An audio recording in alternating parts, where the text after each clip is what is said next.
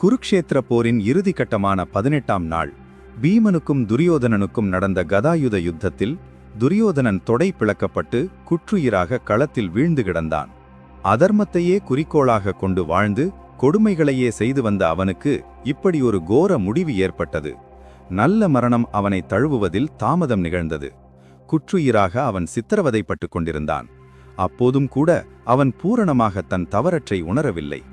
இந்த நிலையில் யாருமின்றி தனியனாக களத்தில் விடப்பட்ட துரியோதனனை போரில் மடியாமலிருந்த அஸ்வத்தாமன் சந்தித்தான். அஸ்வத்தாமன் கௌரவர்களின் குருவான துரோணாச்சாரியரின் மகன். பிறப்பால் அந்தணன். தந்தையைப் போல அஸ்திர சாஸ்திரத்தில் திறமை மிக்கவன். மந்திர தந்திர சாஸ்திரங்களில் தந்தையையும் மிஞ்சியவன். பாண்டவர்களுக்கு துரியோதனன் இழைத்த தீங்கையும் அநீதியையும் நன்கு உணர்ந்தவன்தான் அவன். ஆனாலும் செஞ்சோற்று கடன் கழிக்க வேண்டி துரியோதனனுக்கு ஆதரவாக அதர்மத்தின் பக்கம் நின்றான். தன் தந்தை துரோணரை கொன்ற காரணத்தால் அவன் பாண்டவர்களை பழிவாங்க துடித்துக் கொண்டிருந்தான். தன் அருமை நண்பன் கௌரவ சக்கரவர்த்தி கோரமாக யுத்தக்களத்தில் வீழ்ந்து கிடக்கும் காட்சியைக் கண்ட அஸ்வத்தாமனின் மனம் கொதித்தது. சிரத்தை கொய்யாமல் தொடையில் கதையால் அடித்து அவனை சிறுக சிறுக சாகும்படி செய்த பாண்டவர்கள் மீது துரோணபுத்திரன் அஸ்வத்தாமன் கடும் கோபம் கொண்டான். செஞ்சோற்று கடனுக்காக தான் என்ன செய்ய வேண்டும் என்று துரியோதனனிடம் கேட்டான் அஸ்வத்தாமன். எப்படியாவது பாண்டவர்களை பழிவாங்க வேண்டும் என்று அஸ்வத்தாமனிடம் முறையிட்டான் துரியோதனன்.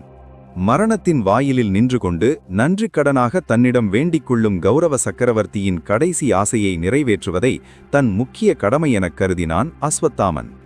ஏற்கனவே தன் தந்தையின் மரணத்துக்காக பாண்டவர்கள் மேல் வெறுப்புற்றிருந்தவனுக்கு இப்போது அதற்கும் சேர்த்து பழிவாங்கும் எண்ணம் மேலோங்கியது. துரியோதனன் விரும்பிய வண்ணமே செய்வதாக வாக்களித்துவிட்டு புறப்பட்டான். இரவு நேரம். எதிரிகளின் பாசறைக்கு சமீபமான வனத்தின் ஓர் ஆலமரத்தடியில் வந்து அமர்ந்தான். பாண்டவர்களை எப்படி அழிப்பது என்று தீவிரமாக சிந்தித்தான். அந்த மரத்தின் மேலிருந்த கூட்டில் காக்கைகள் உறங்கிக் கொண்டிருந்தன. அப்போது ஒரு கோட்டான் அங்கே வந்து உறங்கிக் கொண்டிருந்த காக்கைகளை கொத்தித் தின்றது. இரவில் கண் தெரியாமல் எதிரி யாரென்றும் அறியாமல் எதிர்க்கவும் முடியாமல் காக்கைகள் உயிர்விட்டன.